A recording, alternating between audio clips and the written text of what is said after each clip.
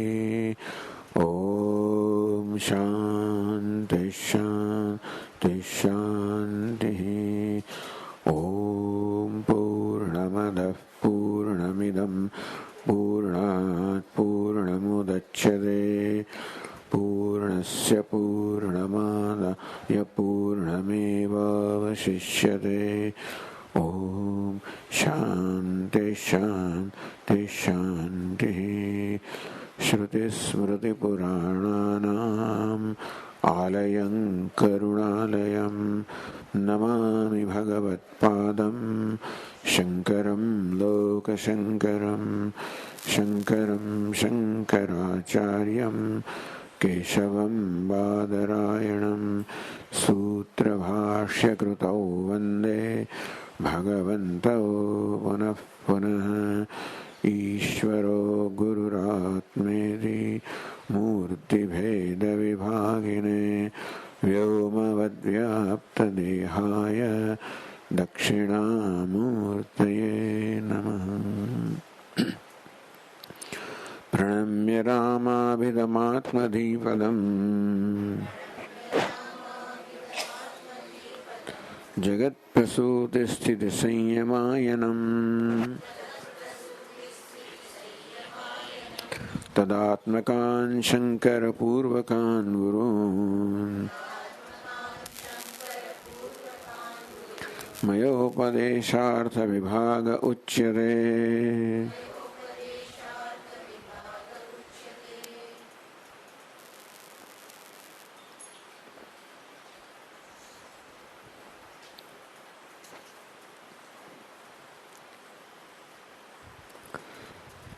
The teacher is explaining the word Upalabdha because Atma is consciousness.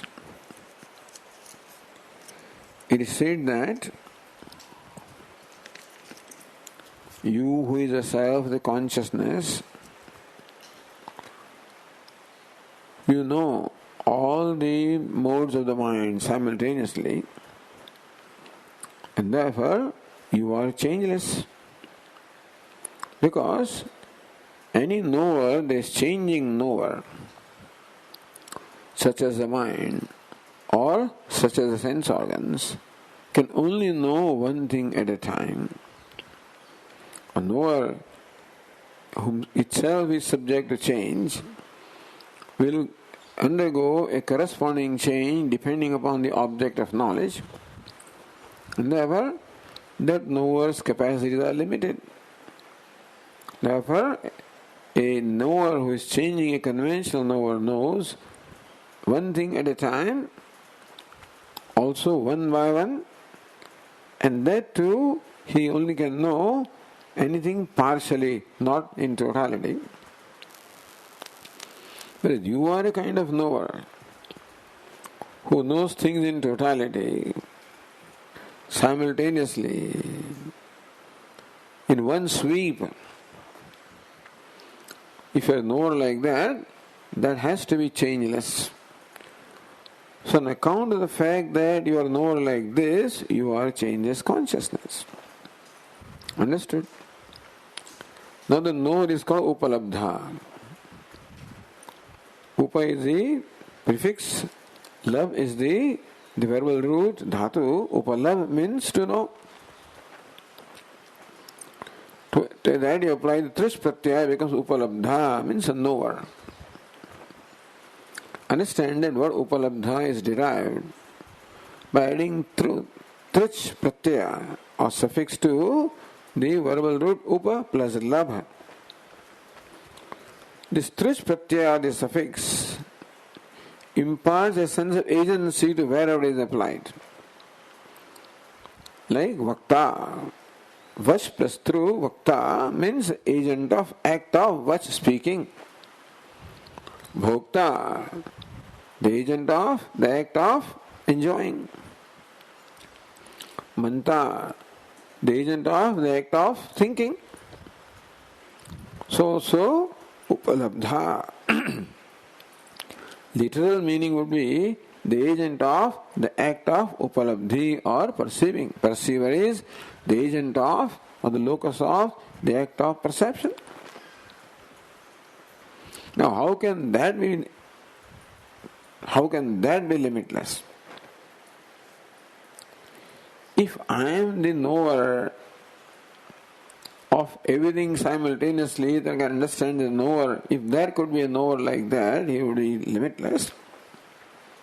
But a knower is limited. Any knower is a limited entity because he is the agent of the act of knowing. So he performs an action. So love is a root, verbal root, means kriya pada. Means it is a pada or word denoting kriya or action. So knower is the one who performs the act of knowing. So how can Atma be knower and still be limitless? So the teacher said that you are right normally. Where the knower, known and knowing, they are different from each other, then the knower being separated from the knower and known, and therefore, knowing and known, it is limited. But here we are talking about the knower who is not separate from knowing and not separate from known also. He encompasses everything. There can be a knower from whom the knowing and known are not separate. If known is separate from knower, then knower also is limited, known also is limited. But here, यदि उपलब्धोः विशेषः स्यात्, what do you say that if Atma is knower, then every knower is necessarily a limited entity? That would have been true had Atma been a conventional knower for whom the knower and knowing and known are different. Here, nityo upalabdhi matra vi upalabdha. Here the upalabdha, the knower that Atma is nitya upalabdhi matra. He is of the nature of pure and eternal knowing. Upalabdhi means knowing. He is of the nature of knowing. So knowing is not separate from knower. And known also, of course, is not separate from knower. Therefore, this knower, the Atma is of a unique kind. The Nayayikas say that the knower and knowing are different, but no, in our case, the perceiver and perception and perceived, everything is one because this one transcends all the three, includes all the three. Nanu upalabdhi phalavasano dhatvata kathamiti. Then the disciple says, "Oh Venerable Sir, then why did you say that a upalabdha or knower always culminates into the act of knowing?" The knower utilizes the means of knowledge, such as the seer utilizes the sight or eyes as a means of knowledge, by which the perception of a color takes place. And therefore, this person is called knower when his activity culminates into the phenomenon called knowledge. Upalabdhi, so knowledge is the phalam, the result for this knower. So knower is that. When can I be called knower? Well, when I know something, can I be called knower? So knower is the one whose activity culminates into the knowledge. If I am the seer, I can be called seer only when my activity culminates into seeing a color.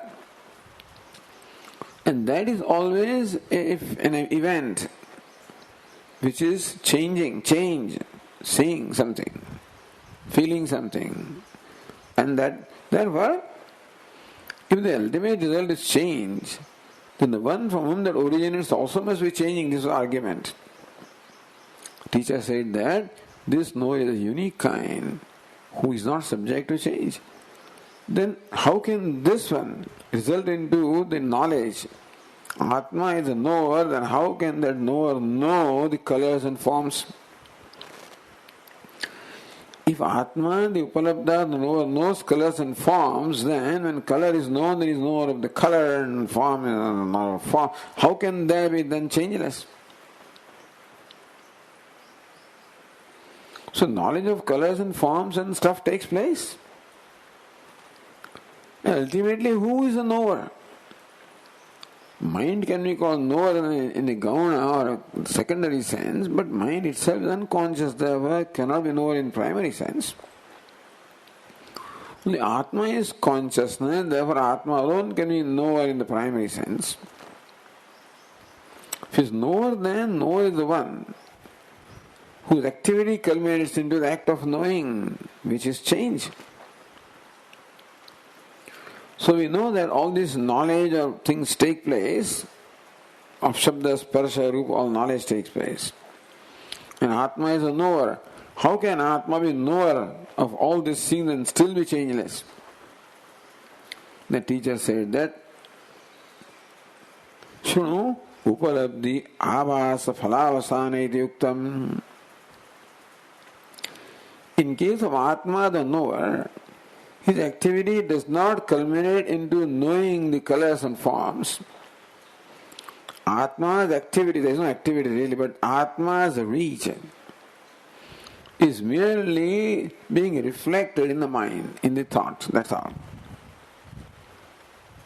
So still Atma is called knower. What kind of knower? Whose only reach is being reflected in the thought. Is a thought then which carries out the final act of knowing of colors, forms, etc.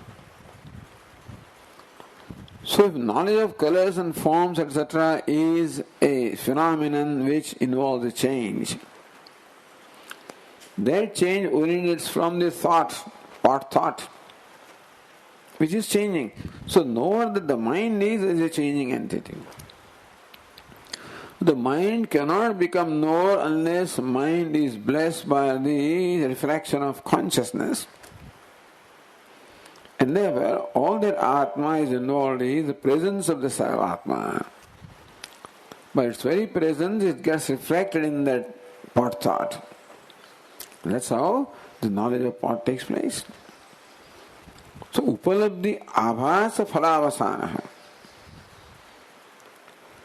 The activity of the Atma only results into being reflected into the abhasa, that's all. His activity does not culminate into the knowledge of Shabda Sparsha. Have you not listened to this?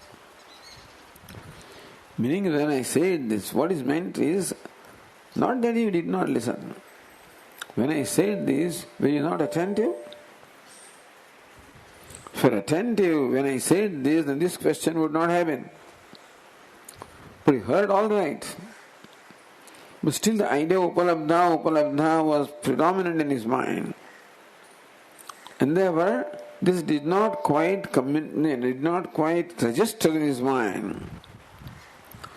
What kind of Upalabdha or knower Atma is that he is a knower merely by being there and being of the nature of consciousness, never just gets reflected without any effort. Because it is the nature of the thought to reflect the consciousness. Just as no effort is involved on the part of sun to get reflected in water, so no effort is involved on the part of Atma to get reflected in the thought. As the thought gets enlivened and illumines the object. Atma vikriya utpadana avasana iti. I did not say that Atma is responsible for the vikriya or the change in the form of knowing his color, form, etc. Atma is responsible for just being reflected, if you want to call it responsibility, in the thought. Katham tahi kutasthe mai ashesha svavishaya chitta pracharopalabdhutvam ityartha.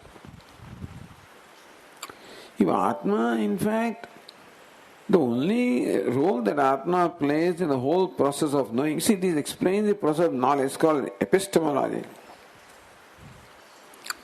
If Atma's role is merely getting reflected and is not a knower in the primary sense, then in primary sense he just gets reflected. The knower, as we understand in primary sense, is the mind, which reaches out through the eyes, etc., and then illumines the object. Katham tari kutasthe mai. Then I, who is changeless, in changeless I, how can I be knower and still be changeless? Mai ashesha vishaya vichitta pracharopalubdhritvam. Then how can I be called the upalabdha, knower of all the modes of the mind simultaneously? That's what you told me? Sir, you told me that his Atma's role is only to be reflected. You also told me that Atma is a knower also of all the modes of the mind and still kutastha. So how can these two things go together? Satyameva avocham. I just say it correctly. Both the things are correct. The only role that Atma has is to enliven the mind. And then all other activities take place. And still, Atma is called the knower. Because without Atma, the knowing cannot take place. Tenaiva kutasatam abromitava. By saying that you are the simultaneous knower of all the modes of mind, I in fact communicated to you that you are kutastha or changeless.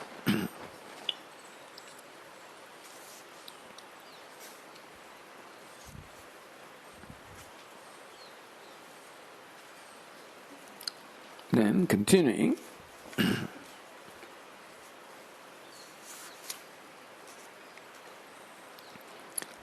in the passage 84, Yadi evam bhagavan kutastha nityopalabdhi swarupe mai. Now it is clear to him. Who am I? Kutastha nitya upalabdhi swarupaha. Swarupa of the nature of nitya upalabdhi, eternal knowledge. So, changeless, eternal knowledge is my swarupa. That is now clear.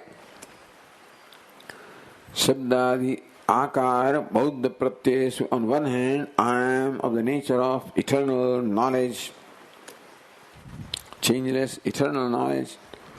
On the other hand, all these various modes of mind take place. Shabdadi akara bauddha pratyeshu cha mat swarupa upalabdhi avasa phalavasana vatsu. So, as the thoughts arise in the mind, the thoughts become enlivened with the reflection of the Atma. So this is happening. This is swabhavika, So what is it? Karmaja,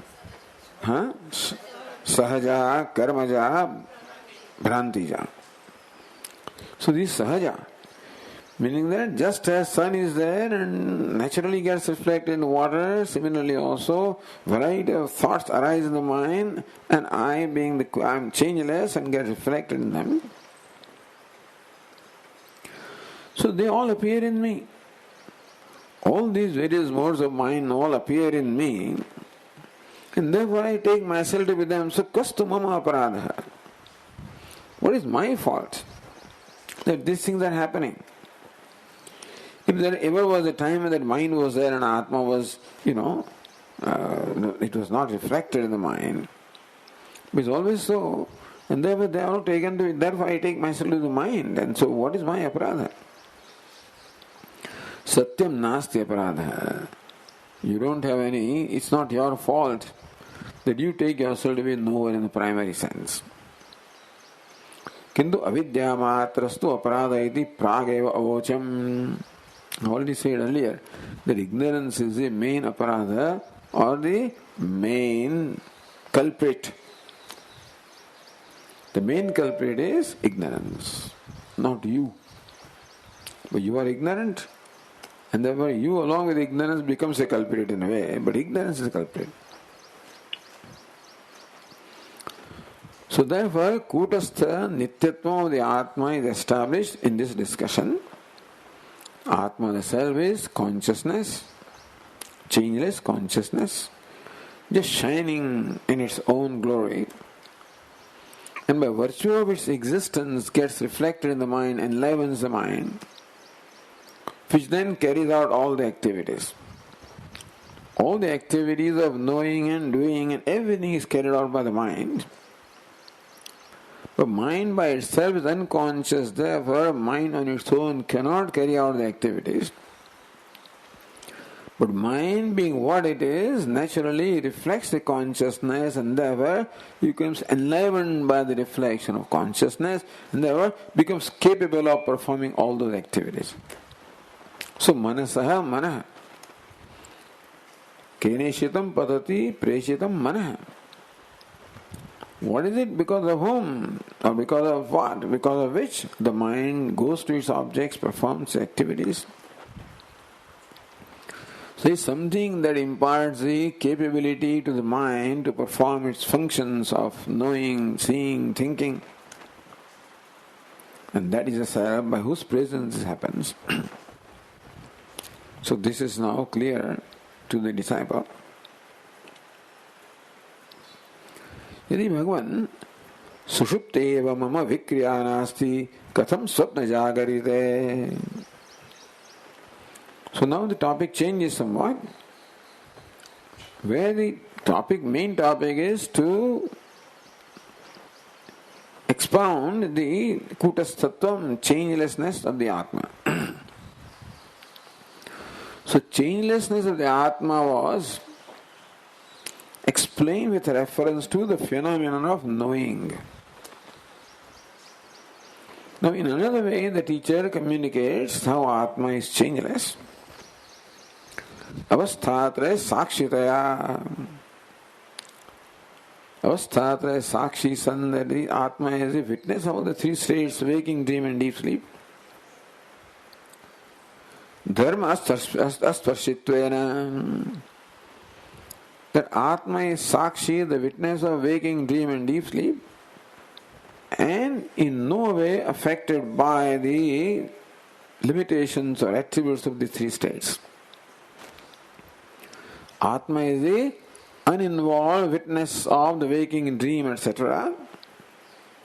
So whereas change constantly takes place in the states of waking, dream and deep sleep, the one that's a witness, a illuminator, remains ever changeless because this changes, all the attributes of waking, etc., never in any way touch or affect the Atma. And therefore, in spite of these three states of waking, etc., which are constantly changing, Atma is changeless. So then, Shishya is made to ask this question. So, यदि भगवान सुषुप्ते मम विक्रिया नास्ति कथम स्वप्न जागरिते.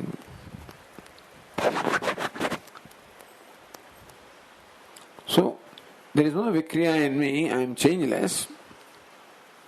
Sushupteva, in deep sleep state, that I recognize I am changeless, no change happens in me. Katham swapna jagarite, then why should there be waking and dream? In me I can understand Sushupti because Sushupti does not bring about any change in me.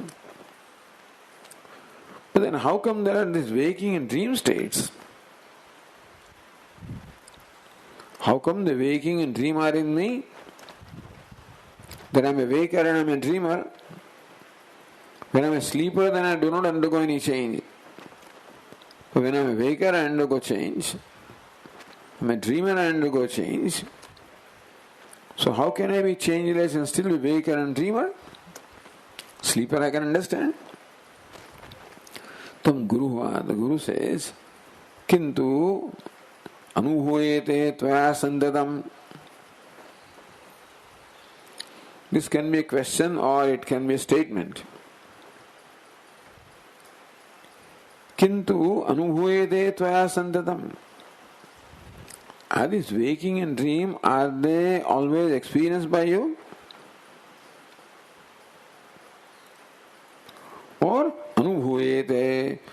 Remember that you always experience the waking and dream when they take place.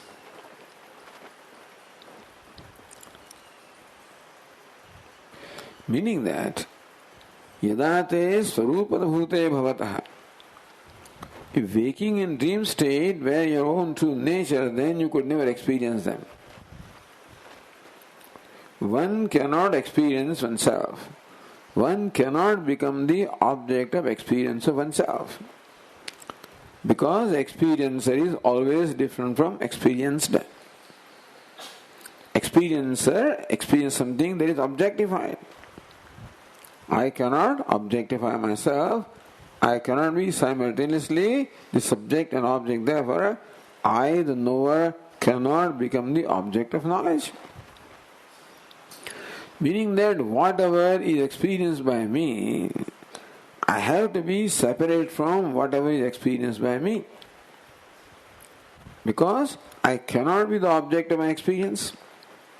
So whatever is the object of my experience has to be separate from me, or I should be separate from that. Tell me, do you experience them?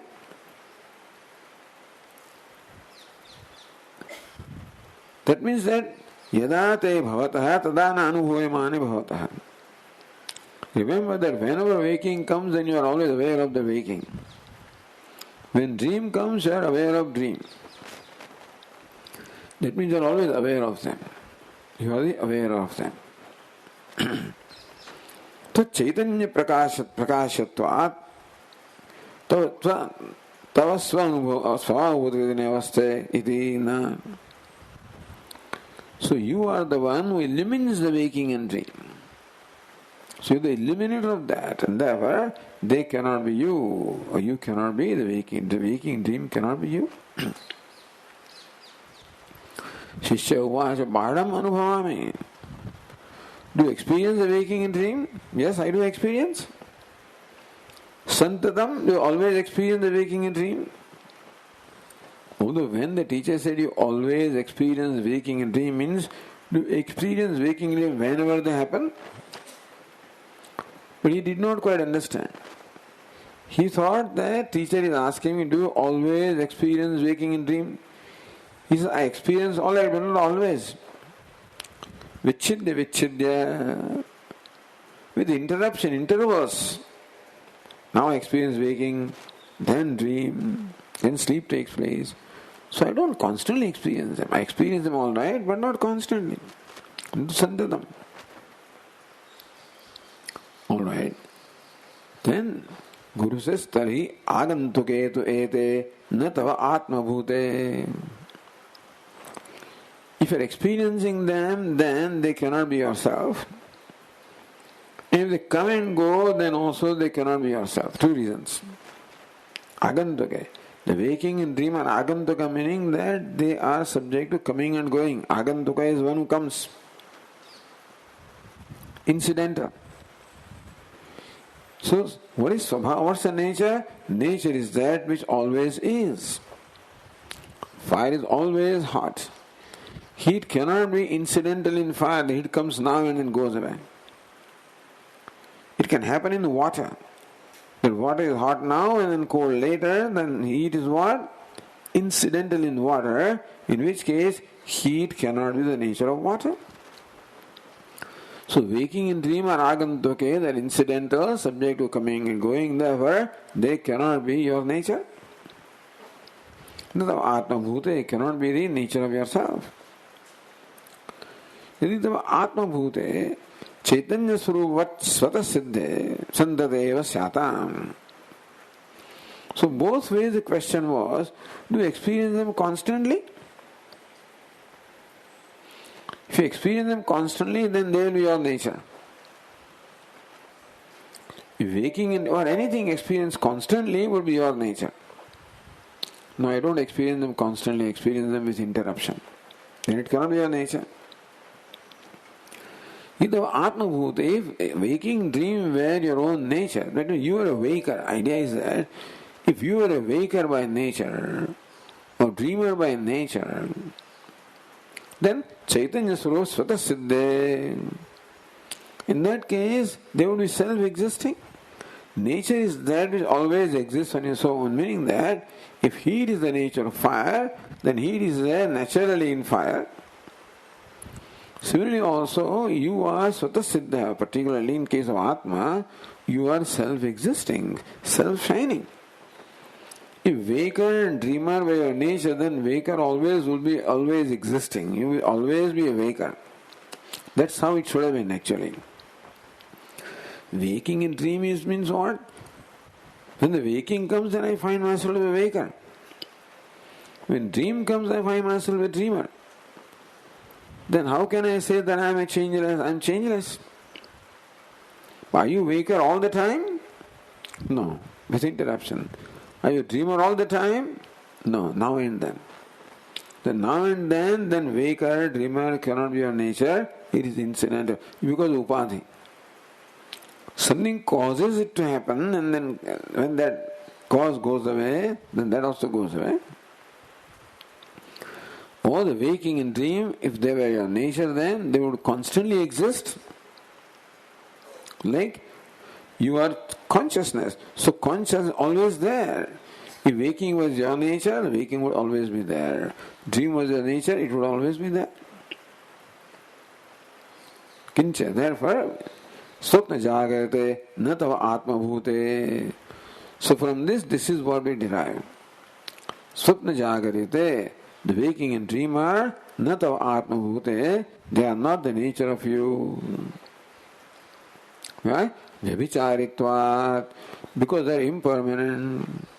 Agamapayitvat, they are incidental, subject to coming and going, not faithful. Waking is not a faithful thing. It is there now and then leaves you.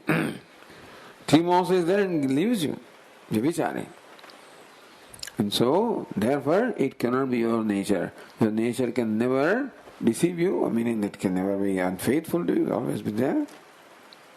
Vastra, divata, like the garment that you wear, are there now and then go away. Therefore, there cannot be your nature.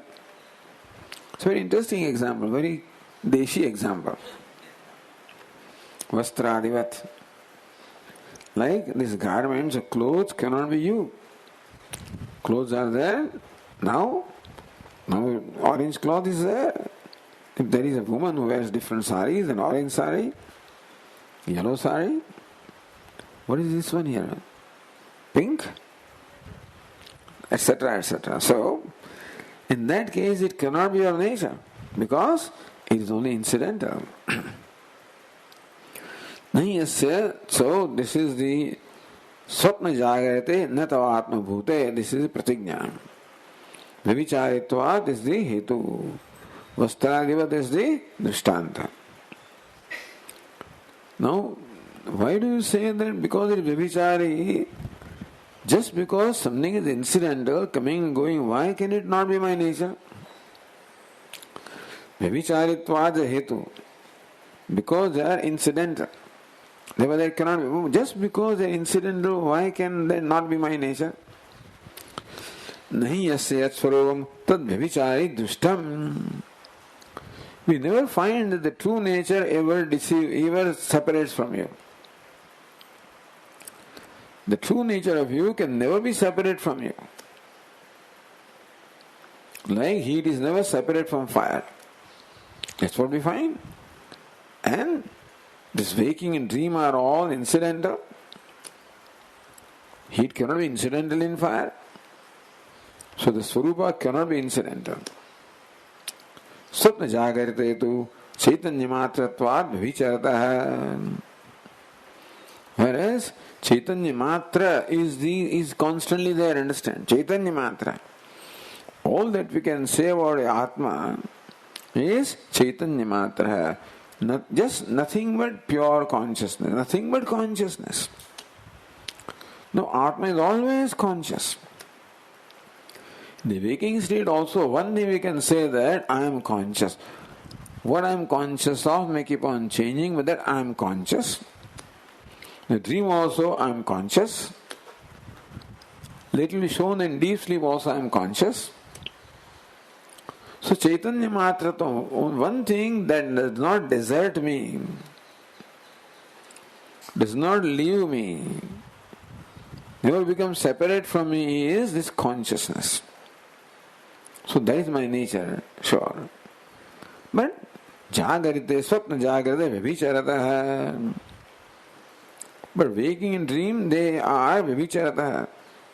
They are again coming and going, incidental with reference to consciousness. So they are separate from consciousness, either you can say, or that Chaitanya matratvat vibhicharata. Chaitanya matratvam is my nature. Compared to that, the waking and dream, they are vibhicharata, changing, coming and going. So Chaitanya matratvam really becomes the example, the nature here, and waking and dream are not like that. Sushupte chet swarupam. But how about sushupti? How about the deep sleep? In the deep sleep also, if the consciousness is not there, that question will be raised. But teacher is already answering that question. That if consciousness, because you don't feel conscious in deep sleep state, if consciousness is not in deep sleep state, then tannashtam nasti iti va bhadyam va syat. In that case, consciousness is not there or consciousness is replaced by something. One of the two things. Either one is there right now and replaced by something else, or one is destroyed. Two reasons why something may not be here. Either something is gone, destroyed, or is replaced by something else. That's why that is not there. So Swami, this thing got broke down, is all destroyed, or we have replaced it. If similarly consciousness was not in deep sleep state, either it is replaced by something else, or it gets destroyed. Agantukanam atad dharmanam ubhayatmakatva darshanat. This is what we find with things that are coming and going. Either it comes, is replaced by something else, or it comes and never, it goes and never comes back. Yatha dhanavastradinam nasha. Like the dhana, the wealth and garments, etc., which is not your nature, are seen to be destroyed at one point in time. So, what is your nature? Not nature can be destroyed or can be replaced. Swapna bhranti labdhanam to abhava. Abhava means bhada. What is seen in the dream also is negated by what is seen in the waking, replaced.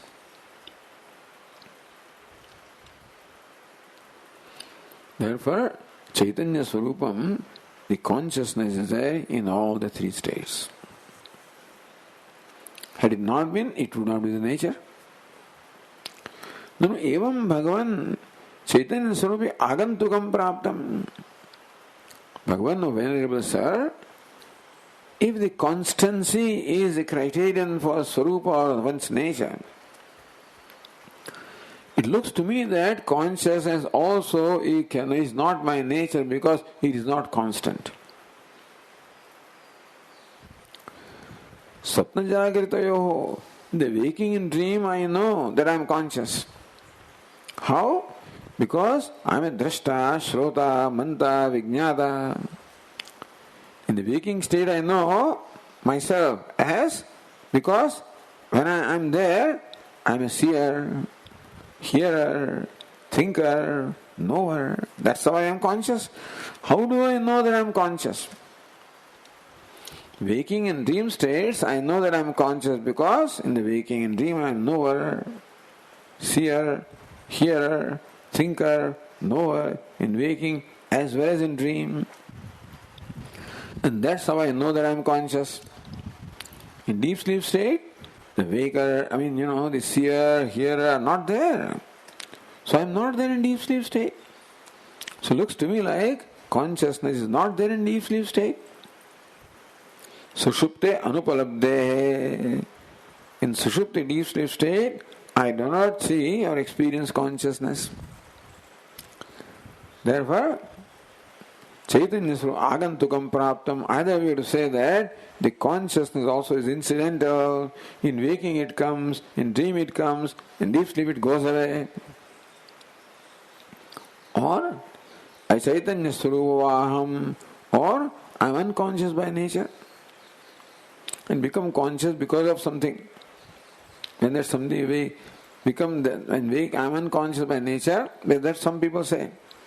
Vaisheshika says that Atma is unconscious by nature, and when it comes in contact with the mind, becomes conscious. So according to them, so similarly I am unconscious. When the mind comes in waking, I become conscious. It is not in deep sleep, I again become unconscious. So then there is the Vyabhichara. I find that the deep sleep state, in that there is no consciousness. No, your conclusion is not right. Your conclusion that you are absent in deep sleep state, that the seer, hearer, thinker, you are absent as a seer, hearer, thinker, knower in deep sleep state. That does not mean you are absent. No. What you say, meaning the conclusion that you derive, that you are not in deep sleep state because in deep sleep state you don't see, you don't hear, you don't think, etc. Pashya, look, tat anupatte. Your non-existence or your incidentality it cannot be reasonable. You cannot arrive at your non-existence by reasoning. Chaitanya Surupjit Agandukam Pashyasi. Pashya. If you think that consciousness also is incidental, then meaning that if by your reasoning you come to this conclusion that Chaitanya Swarupam consciousness also is only incidental, that is what your reasoning tells you, maybe you welcome to that. Pashya. But we cannot, with any kind of reasoning, the reasoning that we have by that, even if we keep on reasoning for 100 years, we can never come to this conclusion that the consciousness does not exist. You have some kind of reasoning by which you arrive at the conclusion that I am not there in deep sleep. With the reasoning that we have, we can never arrive at that. Anyova achaidanyopi, even a dull, heated person also cannot arrive at. Because if you say that you are there because you are a seer, hearer, thinker, knower, if that is the criterion for your being there, then who is a seer or a hearer? Tasya sammatatvat. So you came to the conclusion that you do not exist in deep sleep state because at that time you do not see, you are not a seer, hearer, thinker, knower. But who is seer and hearer and thinker and knower? It's the composite entity. Composite entity meaning that it is consisting of more than one entities, of which part is not in deep sleep state. It is not that the seer, hearer, thinker, knower are totally not there in deep sleep state. That's the idea. Of the seer, hearer, thinker, part is not there because seer is made up of more than one entities. What is it? Seer. Seer. It requires the mind. Because seeing takes place in the mind. So seer is the one who is a combination of the consciousness plus the mind. Then only a seer can be there. So when you say, I am not there because seer is not there, in fact it is only one part of seer, which is mind, that is not there, not that you are not there. This is argument here. If you think that you are not there because seer is not there, because seer or hearer is your swarupam, but seer, hearer cannot be your swarupam because seer, hearer, etc. are composite entities. Swarupa can never be composite entity. Atma is asamhata, meaning that it is not an assembly, not an aggregate.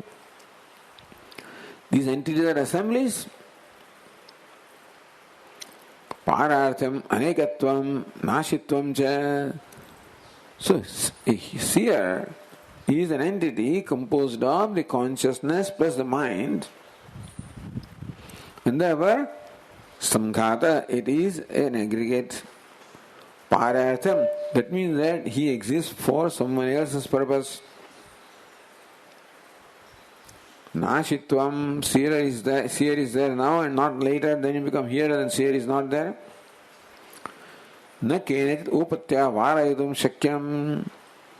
The seer, hearer, thinker, knower is the composite entity. It is serves the purpose of someone else.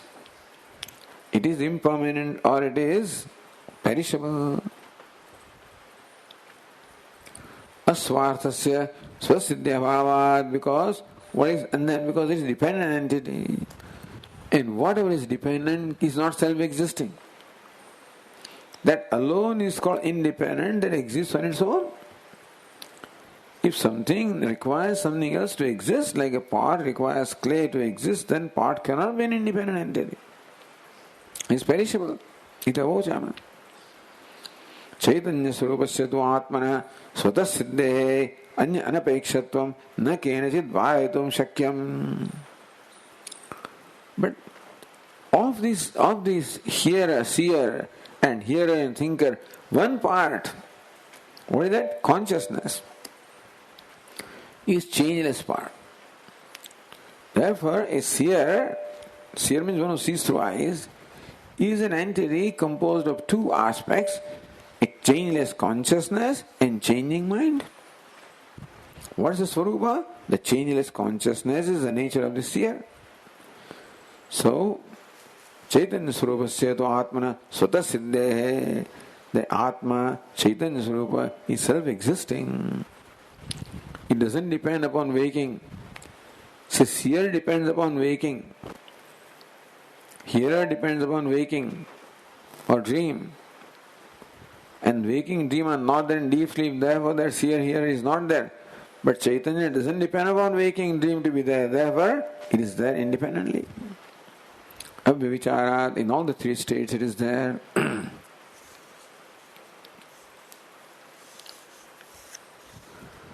Nanu Vyavicharo darshito maya. But already I said that there is Vyavichara. Vyavichara means what? Incidental. That consciousness is incidental, I told you. Because when am I conscious? When I am a hearer, seer, thinker. So I know that I am conscious in waking and dream, but I am not hearer, thinker, therefore I am not conscious in the deep sleep state. So either unconscious I is my nature, or conscious is incidental. I already told my reasoning. That reasoning I already told you. Sushutte na pashyami iti. That in deep sleep I don't see. I am conscious only when I see. No. Says no. Just because you do not see in deep sleep state, therefore you are not there, that cannot be the conclusion. Vyahatatvat. There is a self-contradiction in your very statement. In deep sleep state, I do not see. You know what I say? Na pashyami iti. In deep sleep state, I do not see, therefore I am not there. When can you say I do not see? For you to say I do not see, you must be there. Is it not so? I don't hear anything. That shows absence of object of hearing, but that doesn't show absence of you. Vyahatatvat. There is self-contradiction in your statement that I am not because I don't see. Katham vyagataha. What's the contradiction in my statement? Pashyatah tava na pashyami vyahatam vachanam. When you say I do not see, means you are seeing. When you say I do not see, when can you say I do not see? Only a seeing person can say I do not see, you know. A blind person will not say I do not see, because he never sees. The person who sees now and does not see later can say I don't see anything. So you are a seeing person. Nahi kadachit bhavan susudvaya chaitan manva kinjit drishtam, but I repeat, In deep sleep state, I do not see anything conscious or unconscious thing. How do I see? When I say that in deep sleep state I do not see, you say you see. That statement shows that you see. Why say I don't see? Pashyantare sushupte tvam, that means that in deep sleep also you are seeing. Jasmat dushtameva pratishetasi na drushtim. Because when you say I do not see anything, you know what you are negating? You are negating the object of your seeing. I do not see anything, meaning that anything is rejected, anything is negated. When you say I do not see anything, what you are negating is the object of seeing. But you are not negating seeing itself because I do not see anything, because I see nothing. So seeing is there. Na drushte, na drushtim pratishedasi. Yatava drushti tat chaitanyam. The drushti, that seeing is a consciousness. Iti maya uktam. Seeing is not consciousness. Seeing is consciousness, that's what I said. The seeing is always there, and what you do not see, because the object of seeing is not there in deep sleep. All this quoted here, you know.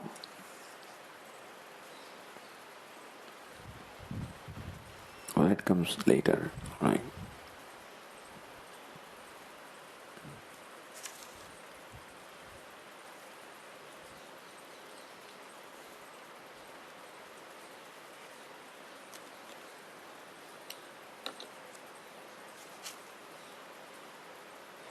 Yeah. Yadvaitanna pashyati, pashyanvaitanna pashyati. That one does not see anything in deep sleep state, seeing one does not see. Nai drashtu dushte viparilo vidyate. There is a viparilopa, there is an absence of seen, but not absence of seeing. The sight of the seer never suffers a cessation.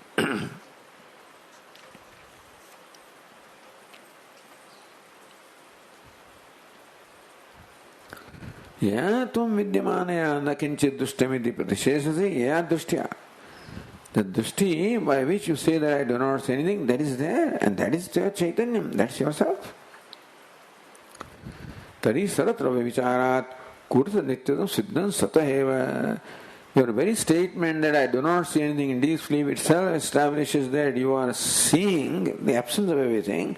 So seeing is your nature, consciousness is your nature, therefore sarvatra vicharat. You have no problem in accepting that you see in waking. No problem accepting you see in dream. But by saying that I do not see anything in deep sleep, you are saying that you are seeing in deep sleep also. Therefore, the seeing is always there in all the three states.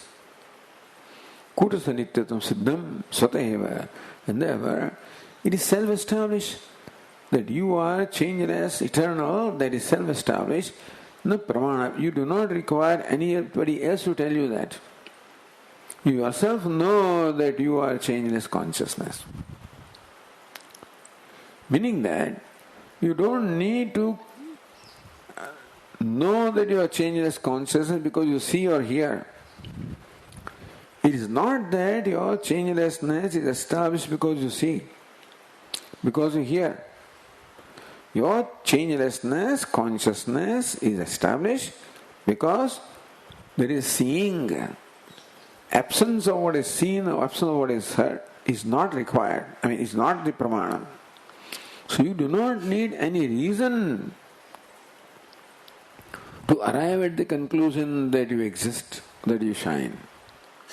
Because your shining is non-negatable, is never negated.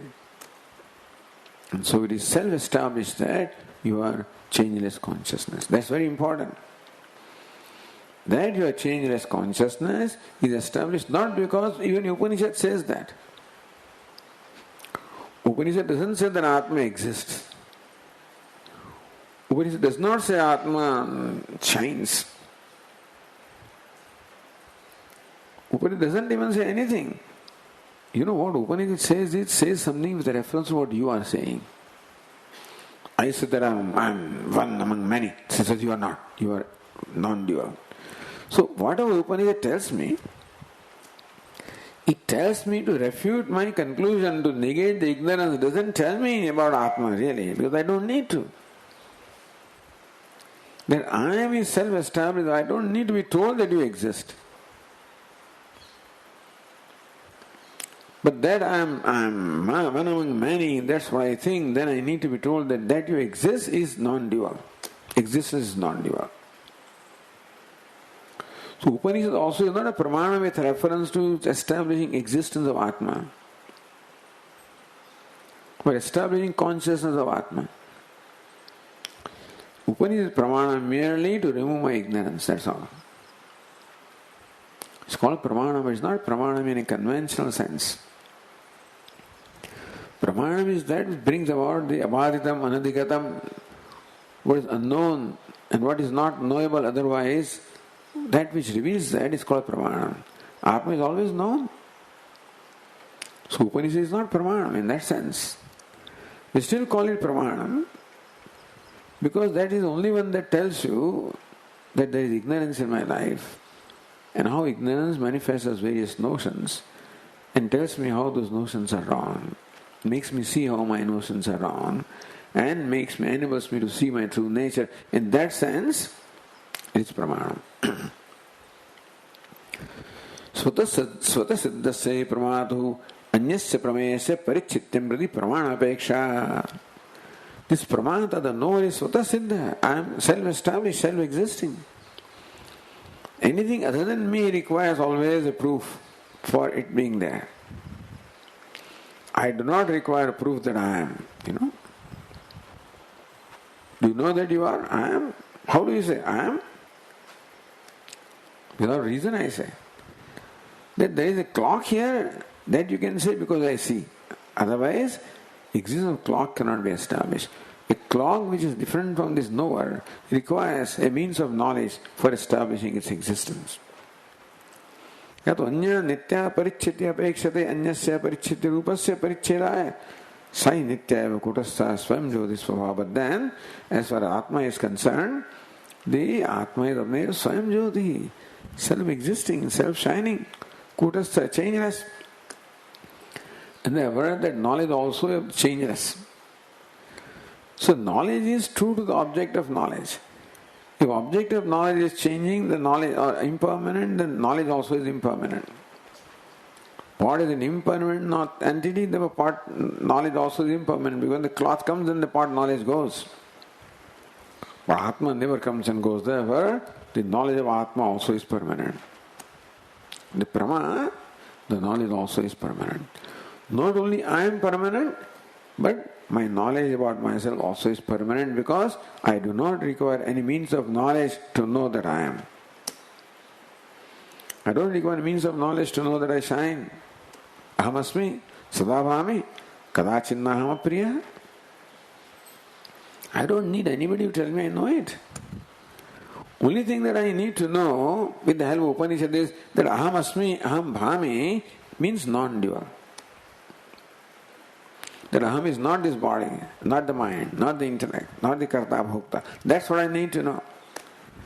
Then asti bhati priyam established means non-dual, and that it is limitless, non-dual is a fact. I create duality by identifying with what I am not. So Upanishad doesn't establish that asti is non-dual. It is. It has to make me see. That is where the pramanyam comes. Upanishad is a methodology of teaching which enables me to see as to how my conclusions are wrong and how I can arrive at the true knowledge of that. Ahamasmi is self-existing. It is formless, changeless, kutastha. Atmani pramanatve pramadutve anatam prati pramana apeksha. Therefore, I am, we don't require the means of knowledge. That I am pramata. No, pramata is not in primary sense. That I am a knower, meaning that I eliminate everything. Here, pramata means only chit swarupa. Atmani pramanatva, that I am is self-existing and is self-revealing, that I am a pramata, meaning that I am a knower, an eternal knower, understand? Natam prati for that I don't need anybody to tell me, I don't need any effort to know that I am, or that I am shining, that I'm illuminating, shining, consciousness. That's swabhavat, because to be and to shine is my nature. Yatha prakashanam ushnatvam va lohodakadishu parato apekshate. Just as in iron, lohapinda, in a ball of iron, if the ball of iron illumines something, if a ball of iron burns something, that is because of something else, fire. If the water burns something, because of fire. Water illumines something because of sun, reflected sun.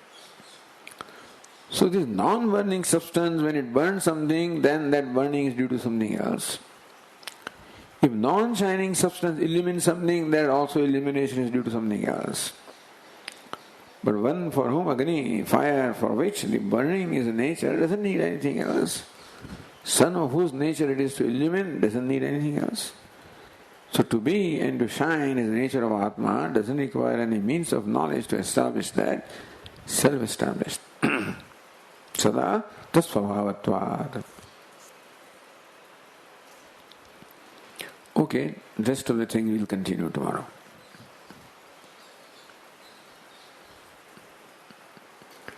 Om Purnamadah Purnamidam Purnat Purnamudachyate Purnasya Purnamadaya Purnameva Vashishyate.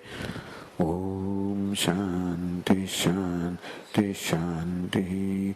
Shankaram Shankaracharyam Keshavam Badarayanam Sutra Bhashya Krutau Vande Bhagavantau Punah Punah. Ishvaro Gururatmeri Murti Bheda Vibhagine Vyoma Vadvyapta Dehaya Dakshinamurtaye Namaha. Om Shanti Shanti Shanti. Hari Om. Shri Gurubhyo Namaha. Hari Om.